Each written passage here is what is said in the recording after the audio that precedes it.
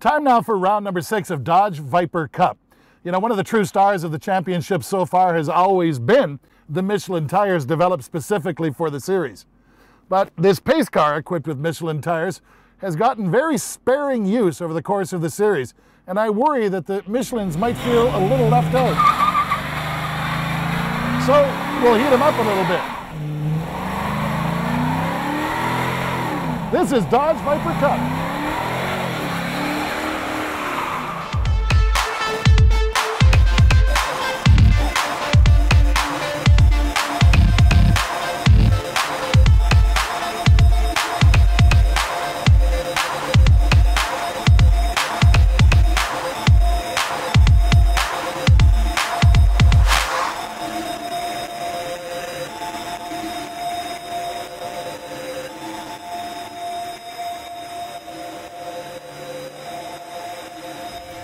This was the kind of weather that greeted the drivers for the 6th round of the Dodge Viper Cup here in Pennsylvania.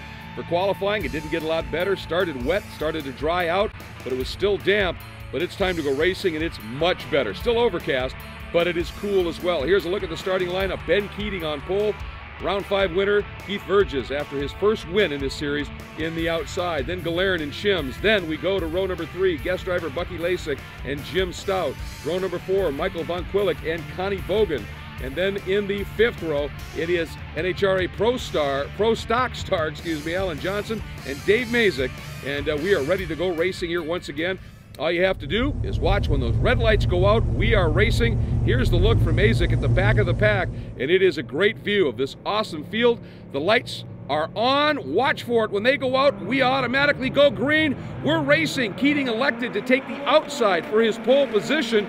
And it looks, though, like Verges got a little bit better jump maybe from the standing start. And look at Gillerin right now going, do I want him? Do I want to go to Keating? No, I'm going to go with Verges. And Verges does indeed have a nose in front. On a track this big, I don't care. I don't think it matters whether you choose the outside or the inside. It's all about the whole shot. Keith Verges got the whole shot, and he goes down into turn 1 first, and he'll be the first one down the straightaway.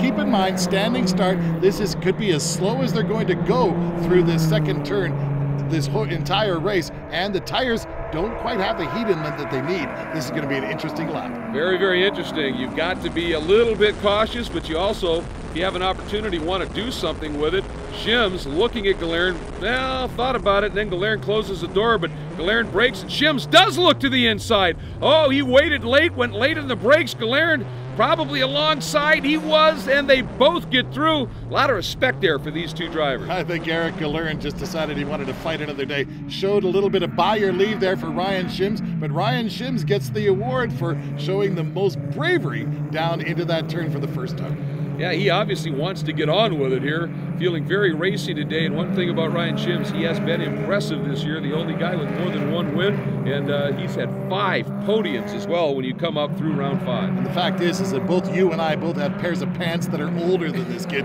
You got to remember, he's just a youngster racing among relative veterans. He shows an awful lot of racecraft on those young shoulders, that's for sure. But look up front, Verges and Keating opening that up just a little bit. They're already clear by about 6-7 car lengths. Then Shims, then Gillerin, then Stout, and then one of our guest drivers, Bucky Lasik, a skateboarder, multi-time gold medal winner at the X Games.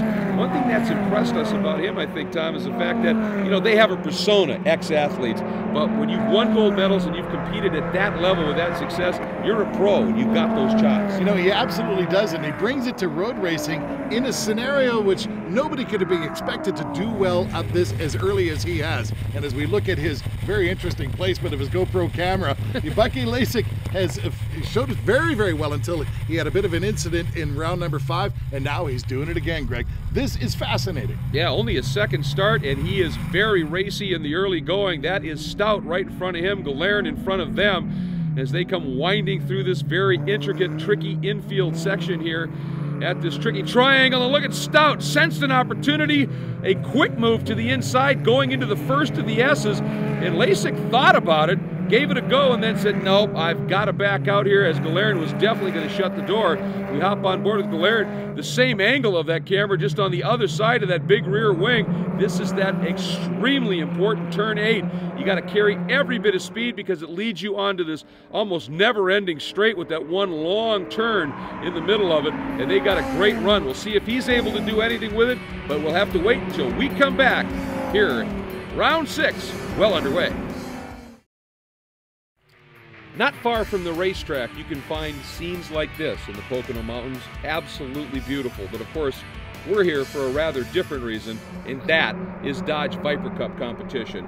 And a gentleman who's making his first racing experience here in these mountains in this type of racing is NHRA Pro Stock star Alan Johnson, currently second in Pro Stock points. And of course, he's used to racing in a straight line with an immense amount of horsepower, a drag chute to help get him slowed down. So what was it like for him to step out of that Dodge Avenger he campaigns with such success and step into a Dodge Viper and go head-to-head? Well, we had the chance to ask. Well, an NHRA Pro Stock is what I drive. We go about 210 to 12, 13 mile an hour in 6.5 seconds. You know, this Viper Cup series, what a blast. I mean, first of all, it's taken me about 3 practice sessions to even push the car to even close to half its limits. Well, it's a little bit scary, but you know, I've done a little bit of round track stuff, and you know, these cars are so nice, and it's a little bit different style of racing. You don't really want to put a fender on anybody, so it's a little scary for me trying to stay away from other cars and not be too aggressive, but you know, these things are fast, they stick, and just getting to where I'm comfortable in them is going to be a big thing. These guys are familiar with the way these cars, the clutches and how they start, so I may not be as good at that as you might think. It's going to be awful tough going out there and competing with these experienced guys, and Bucky's doing awful well, but you know, got a couple of more practices tomorrow, and I'm going to push it a little further each practice until maybe I can find that edge, and maybe I can get down there close. Well, you can hear the competitor in him coming out, doesn't matter. And it was interesting, he said something that helped him out quite a bit. Earlier in the week, he was testing the dragster at Charlotte on the drag track there, and a guy named Kurt Busch and a guy named Tony Stewart happened to be there, and he mentioned to him, hey, I'm going road racing. Well, they're 2 pretty solid road racers, and so they started to give him some tips, and he said it helped out a lot. And he mentioned that Bucky was doing well. Bucky is doing well. Wow. Take a look at this move he puts on Eric Galern. And this is a tricky corner coming up. You got to get that pass made, get back on line. You're going 160 miles an hour. You got to get it straightened out, Tom, and drop, what, 120 miles an hour to make that hairpin. And this is a guy whose instrument of choice doesn't have any brakes on it at all. He's cottoned on to this Dodge Viper Cup racing. He is really fascinating to see a guest driver come in here and challenge a driver like this. Basically, normally he nails a piece of wood to his feet and falls into a canyon. It's impressive. Don't ask me. I've never gotten it. I still don't get it. But this is a potential race driver. Oh, man, he absolutely has got this. You're right.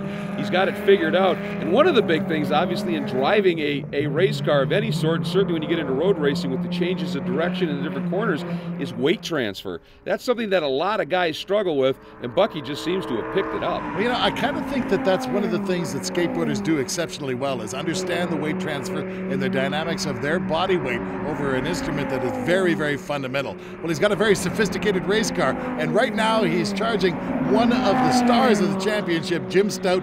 Bucky is doing a fantastic job. It is impressive watching this guy work up and out of that turn 1, right up to the wall. You've got to carry the speed. That's intimidating when you let a car at the speed they're running get right up by that wall. He's showing absolutely no fear with that, and is giving Stout right now a very solid run. We hop on board with the X Games star. Hear that sweet, sweet music from the Viper engine. It is a beautiful thing, and Bucky, of course, if he's a skateboarder, you know he's down with the tunes. Absolutely. He's probably, oh, Stout getting a little wide, missing the apex. Maybe had an eye in the mirror wondering where Bucky was and just missed that braking point or turn in a little bit, and Bucky is through.